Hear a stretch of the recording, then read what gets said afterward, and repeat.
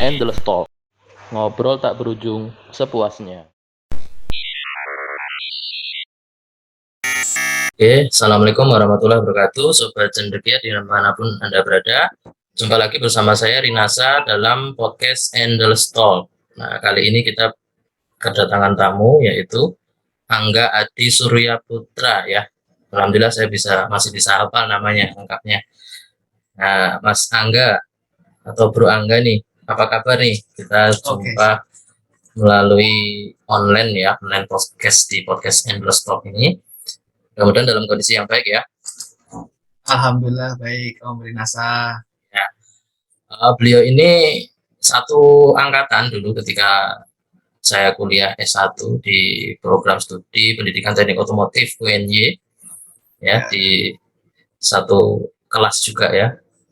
Kita itu ada ber-40 kalau nggak salah dulu. Nah, sekarang beliau sudah bekerja di Hino. Hino apa nama lengkapnya, Mas Angga? PT Hino Motor Sales Indonesia. PT Hino Motor Sales Indonesia. Sejak tahun berapa? Mungkin diceritakan dulu nih mengenai masuknya di Hino tahun berapa, bagaimana, terus di posisi apa aja, jenjang karirnya sampai sekarang. Nah, itu mungkin diceritakan dulu untuk perkenalan. Monggo. Oke, sebelumnya terima kasih ya Om Rinasa ya. Ini juga satu angkatan. Nama saya itu Angga Adi Surya Pratama. Saya pertama kali masuk di Hino itu di PT Hino Motor Sales tahun 2014 Pak Rinasa. Tanggal 8 Desember tepatnya ya. Jadi awal masuk saya di bagian itu di technical support ya. Jadi technical support kurang lebih saya 2 tahun. Kemudian saya pindah ke pegang area development ya. Area development itu kurang lebih 2 tahun. Posisi terakhir saya saat ini adalah di network dan standarisasi atau 3S network dan standarisasi itu sudah kurang lebih 3 tahun 7 bulan. Jadi saya sudah di industri itu kurang lebih 10 tahun. 7 tahun. 7 tahun. Kalau di Hinonya, nah, di Hinonya 10 tahun ya. Ya, di Hinonya kurang lebih belum 10 tahun Pak Renasa. 9 tahun lah. Jadi kan sebelum saya masuk ke ATPM ini saya ada di dealer ya. Jadi di dealer itu di Persada Group namanya. Itu salah satu dealer Hino di Sumatera. Itu kurang lebih saya 2 tahun. Jadi setelah saya lulus dari kuliah, bahkan sebelum saya lulus itu kan ada namanya manajemen training. 2012 itu ya kalau nggak salah. Ya. Itu 2012 ya. Jadi saya manajemen training kurang lebih 10 bulan di Hino Motor Sales. Setelah saya lulus, bahkan wisuda sehari itu Pak Om itu saya langsung ke Sumatera. 2 tahun saya di Sumatera. Terus saya kontrak sudah selesai, saya memutuskan untuk tidak perpanjang ya.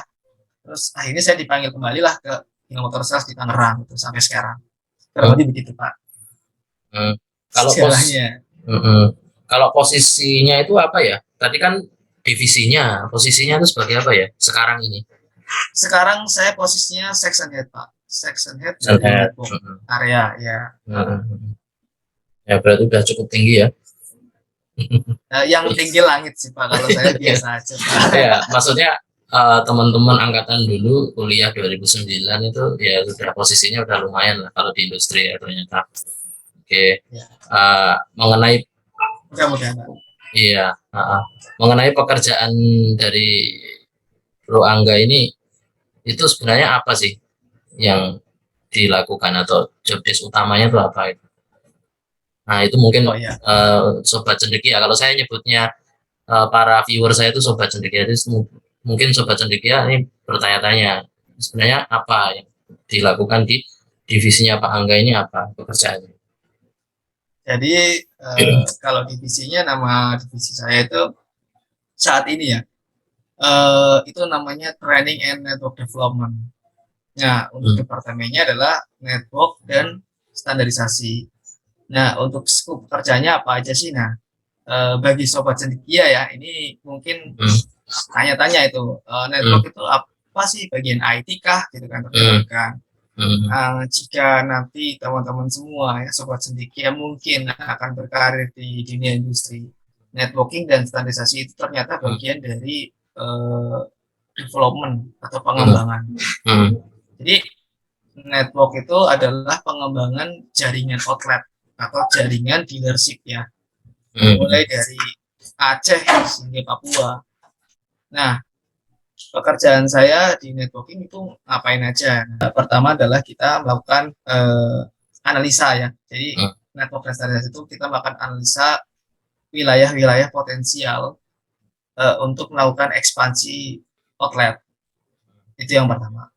Yang kedua, kita maintenance outlet kita per area ya. Kebetulan saya pegang area Sumatera dan Kalimantan, Pak Dinasa. Nah, kita juga melihat performance mereka. Performance mereka itu dari penjualan unit dia, penjualan spare part dia, ya, kemudian sampai penjualan servisnya atau unit entry-nya. Terus kita juga membangun komunikasi dengan owner ya atau manajemen dealer. Yang kelima, kita melakukan visit maupun visibility study atau uji kelayakan. Dan yang ketujuh, kita melihat setiap potensial. Contohnya, potensial di masing-masing wilayah kan berbeda ya, Pak Nasa. Contoh ya, di Sumatera mungkin kita akan melihat potensialnya adalah plantation atau perkebunan. Maka kita harus melihat apakah di sana diperlukan untuk membuka outlet. Itu salah satu studi kasusnya. Kemudian kita masuk ke Kalimantan, potensinya adalah coal mining atau tambang batubara. Terus kita melakukan studi lagi di Sulawesi ya. Oh, ternyata itu nikel. Jadi pekerjaan saya itu selain melakukan analisa juga visit, Pak. Visit langsung ke tambang, kita akan mengecek ya, mapping ya. Jadi kita akan sebelum datang, kita udah kumpulin semua tuh Pak datanya, Pak. Mulai dari data market, ya, kemudian data unit in operation atau data unit yang beroperasi di suatu wilayah lah. Terus data penjualan unit, data kompetitor, kemudian data penjualan after sales service maupun spare part-nya, data faktur hingga data real, Pak. Maka setelah itu kita ramu menjadi satu, baru kita tentukan apakah itu layak menjadi suatu outlet Zino atau tidak. Setelah itu rentetannya masih panjang, Pak Rinasa. Jadi nggak hanya udah selesai nggak selesai sampai di situ, tapi kita akan, jika memang itu manajemen menghendaki, oh iya kamu harus establish outlet, maka setelah itu langkahnya adalah kita format visibility study dan business plan. Itu teknikalnya banyak sekali, jadi dalamannya itu lebih runtut dan lebih mendalam ya. Jadi kita hitung mulai dari sewa tanah itu harga berapa, kemudian gaji pegawai berapa, depresiasi bangunan berapa, pengadaan alat, pengadaan mobil, pengadaan bangunan itu berapa, sampai dia terhitung balik modalnya berapa, Pak Rinsa. Nah, setelah itu ada, ditandatangani semuanya, modal sudah ada, barulah akan dibangun, Pak. Nah, dalam pembangunan pun kita nggak langsung lepas, tapi kita akan monitoring apakah pembangunan itu sesuai dengan target yang telah ditentukan oleh manajemen dan HMSI kita, dan sesuai dengan standar mutu kita. Jadi mulai dari ukuran bangunannya itu harus standar dengan kita, standar mutunya kita sudah ada. Ya kan, warnanya, catnya, brandingnya itu sampai kita sampai kita monitor, Pak. Sampai dia establish dan performance, barulah kita akan angkat menjadi outlet resmi atau resmi dari Hino itu sendiri. Itu salah satu overview-nya lah gitu. Tapi kalau detailnya gimana, wah itu kalau kita adakan sesi ini 30 menit nggak cukup gitu kan. Karena mungkin banyak bahasa-bahasa yang tidak familiar lah istilahnya. Tapi memang itu yang kita kerjakan sih sampai dengan saat ini. Kurang lebih seperti itu. Ya, itu kaitannya dengan tadi lahan kemudian dibangun lah. Kalau dengan kaitannya dengan produk misalkan atau komponen atau peralatan, itu juga ada nggak pekerjaan yang berkaitan dengan itu? Nah, itu coba disampaikan mungkin. Jadi itu kan tadi saya menjelaskan mengenai bagaimana pekerjaan di networking-nya. Nah, pekerjaan di standarisasinya adalah kita menyiapkan ya, kita ada timnya. Jadi setelah kita survei, kita akan bikin layout Parinasa. Kita akan gambarkan denahnya ya, mulai dari workshop, ruang penerimaan, ruang overhaul ya, ruang spare part sampai dengan ruang manajerial, itu kita akan layoutkan sesuai dengan kaidah standar dari kita atau buku pedoman standarisasi outlet. Nah, kita juga mengharuskan atau mewajibkan dealer itu melengkapi ya alat-alat itu dengan alat-alat standar dari Hino. Salah satunya kita bagi adalah ada general tool itu untuk pekerjaan-pekerjaan yang general sifatnya atau periodik ya. Nah, itu macamnya banyak banget ya, mulai dari kunci pas, kunci ring, kemudian toolbox, caddy, dan lain sebagainya. Itu yang pertama. Yang kedua ada namanya SST tool atau namanya Service Special Tool. Nah, itu kita bagi macam-macam tipe nih Pak. Ada tipe untuk kategori 2 atau Dutro, ada tipe kategori 3 untuk Ranger, dan untuk SST spesial untuk diagnosis ya. Terus ada juga SST mengenai untuk extract maintenance, di mana kita set up satu buy atau quick service lah ya, itu untuk melakukan service cepat. Nah, itu kita ada standarnya Pak Rinasa. Itu salah satu yang kita harus siapkan. Jadi nggak hanya tool sih sebenarnya, tapi lebih ke sarpras juga ya Pak ya. Jadi sarpras yang sesuai standar dan mengutamakan safety maupun ergonomi dalam bekerja Pak. Kita seperti itu. Kalau yang kaitannya dengan desain produk tadi kayak pembuatan mock-up segala macam itu ya, itu termasuk dalam pekerjaan standarisasi masuk ya? Masuk. Jadi kalau di tempat kita itu ada produk baru gitu misalkan ya, katakanlah Euro 4 gitu kan, itu kan otomatis berubah semua ya Pak, mulai dari engine, transmisi. Nah, itu kan berimbas perubahan SST maupun general tool ya Pak. Nah, kaitannya desain produk dengan tempat kita, departemen kita adalah kita melakukan develop lokalisasi untuk alat. Kenapa? Karena alat yang dari Jepang atau genuine itu harga costnya mahal Pak. Kenapa kita harus melakukan improvement? Karena manajemen kita menganut misi di mana kita diharuskan untuk melakukan PII. Ya, jadi profit improvement lah. Gimana caranya kita bisa mereduce cost-cost yang mahal sehingga kita bisa memperkecil OPEX ya. Nah, itu salah satunya kita melokalisasi alat-alat itu Pak. Nah, kemarin kita ada project, kita lokalisasi SST untuk maintenance dan untuk harness signal check. Yang saat ini berjalan sih untuk ada 3 project ya Pak. Jadi ada SST maintenance itu sudah selesai. Kemudian untuk yang sifatnya diagnosis juga kita sudah selesai juga. Sama ini ada project baru sih, tapi kita belum kick off ya. Rencananya di bulan Juli akhir ya kita akan kick off untuk project selanjutnya lokalisasi.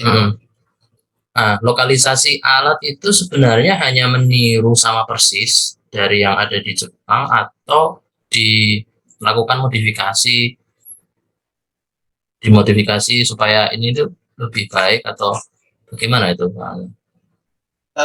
Kita kan biasanya melihat ya Pak, kalau yang dari Jepang secara mutu tidak usah diragukan lah, karena memang bahannya lebih baik ya. Berarti lebih ke cost ya? Ya. Meminimkan cost, tapi mendapatkan fungsi guna yang hampir sama gitu ya? Benar. Jadi kita lebih mengacu kepada pertama fungsional, ya kan? Kedua adalah cost, yang ketiga baru reliability Pak. Nah, itu masuk dalam reliability-nya. Tapi case-case tertentu karena kita itu kan melakukan lokalisasi dan improvement ya Pak. Kalau kita menjiplak 1%, nanti kan kita kena hak paten ya, kekayaan intelektual ya. Jadi kita akan merubahnya ke arah gimana caranya ini secara ergonomi orang Indonesia itu lebih baik Pak. Gitu. Berarti kita sering melakukan inovasi seperti itu juga. Ya, berarti ada inovasi, ada modifikasi dan improvement, dan kalau bisa beda ya, justru malah beda ya, nggak boleh sama persis karena tadi ada undang-undang hak cipta dan hak paten, kalau itu dilanggar bahaya nanti kan. Iya, tapi kalau secara kepresisiannya ngikutin Pak, kita presisi, tetapi mungkin untuk pegangannya kita mungkin lebih panjang ya kan, terus lebih mudah, pokoknya ya fungsi dan presisi itu sama ya, diikuti lah dari sana. Cuman di sini masalah ergonomi, mungkin tubuh orang Indonesia itu disesuaikan ya, maksudnya disesuaikan dengan tubuh Indonesia ya, orang Indonesia secara ergonomi gitu Om Renasa. Jadi kita selain itu, ini cost-nya kita bisa tekan ya dengan bahan yang hampir sama tapi lebih murah gitu. Kenapa tidak gitu kan? Kita sering melakukan seperti itu. Lebih murah dan mudah didapatkan di Indonesia gitu ya. Nah, ya itu sebenarnya kan costly juga ya Pak.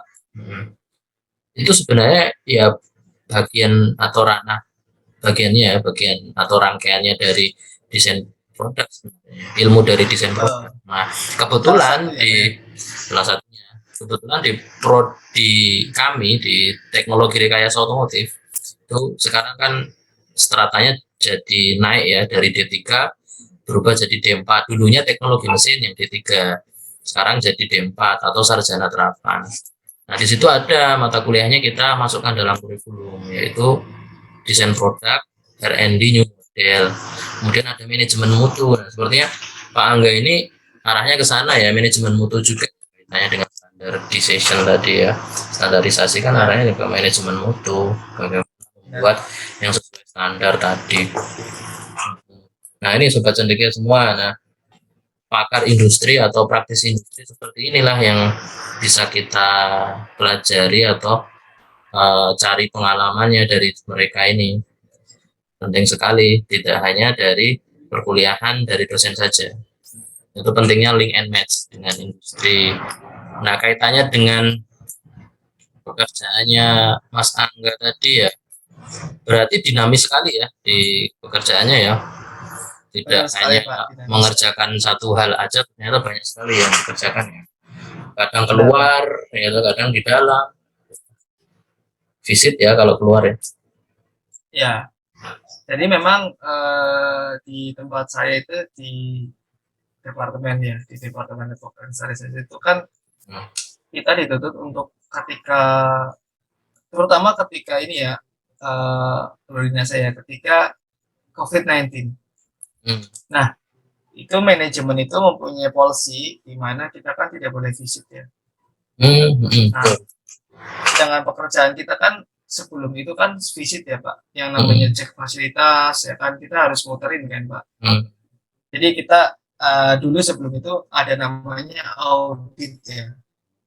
Nah, audit itu kan kita keliling atau visit ke setiap dealer untuk mengecek dealer itu sudah sesuai dengan standarisasi kita gitu kan, kelayakan sudah sesuai dengan kita atau belum gitu kan. Nah, karena pandemi 2 tahun, manajemen menyuruh kita tidak boleh nge-push dealer untuk investasi, kemudian kita juga dilarang untuk visit, maka kita dituntut untuk berpikir bagaimana kita tidak visit tapi membuat sesuatu yang positif arahnya dan tetap berkontribusi di saat waktu itu gitu Pak. Jadi setelah itu banyaklah yang kita lakukan kontribusinya dengan beberapa development yang fungsinya untuk mendukung visi dari perusahaan itu sendiri gitu Pak. Nah, kenapa dinamis? Karena memang kita kan departemennya itu dan divisinya itu lebih ke arah development ya. Nah, development itu kan pengembangan. Jadi karena pengembangan itu dia selalu berpikir untuk 3 tahun ke depan bagaimana, 5 tahun ke depan bagaimana. Jadi kita tidak bisa hanya melakukan sesuatu yang itu saja, karena kita harus berpikir bagaimana caranya untuk mempercepat suatu pekerjaan, bagaimana caranya untuk melakukan efisiensi suatu proses, bagaimana caranya untuk menghasilkan yang baik. Jadi antara proses dan hasil itu saling keterkaitan lah Pak. Jadi kalau misalkan prosesnya sudah baik, hasilnya jelek, berarti kan ada masalah ya di hasilnya. Atau hasilnya sudah bagus sekali, ternyata ada proses terlewat seperti itu. Jadi kita lebih ke situ sih Pak Renasa. Ya, menarik sekali sebenarnya. Ini kalau di breakdown banyak sekali ya hal-hal yang bisa kita jadikan podcast nanti secara detail. Podcast lanjutan dari gitu ya, Mas Angga ya. Mungkin ini cukup sekian saya potong atau saya cut di sini. Mudah-mudahan bermanfaat bagi kita semua, terutama bagi sobat cendekia yang menonton video ini nanti. Ya, dari saya cukupkan. Mungkin ada closing statement atau tidak, Mas Angga? Apa sudah cukup? Cukup. Paling ini Pak, untuk sobat cendekia ya. Iya, sobat cendekia boleh sobat cendekia ya. Sobat cendekia tetap di masa muda tetap bersemangat mencari hal baru dan jangan pernah takut untuk melakukan sesuatu yang baru. Ya, itu closing statement dari Mas Angga atau Pak Angga. Terima kasih sudah meluangkan waktu untuk kita berbicara sedikit santai, tapi ya mudah-mudahan ada isinya ya, mudah-mudahan ada isinya ya, ada isinya yang bermanfaat bagi kita semua. Saya cukupkan, terima kasih. Wassalamualaikum warahmatullahi wabarakatuh. Waalaikumsalam warahmatullahi wabarakatuh. Endless Talk, ngobrol tak berujung sepuasnya.